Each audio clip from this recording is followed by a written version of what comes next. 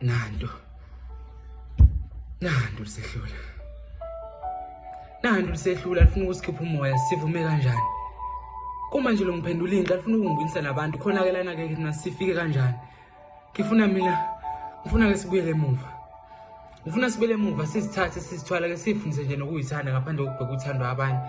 Nkosi ngikhulekela inhliziyo give up angasamele ibambele lidedele.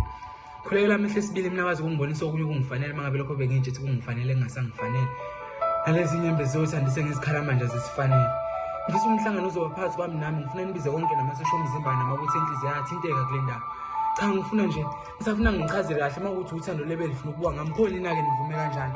Na inhliziyo nami ke kumele senze sishiye uthando nawe uyabona ke sahlumezeka. Ababulali bakho ke bakulalela unyende bakuthumele ngesisodwa segitsha naye cha uzokwamfana. Ngoba ke lana solala singavunga enye imini. Yiwo njalo amanqobo othando saqhuma enhlizweni.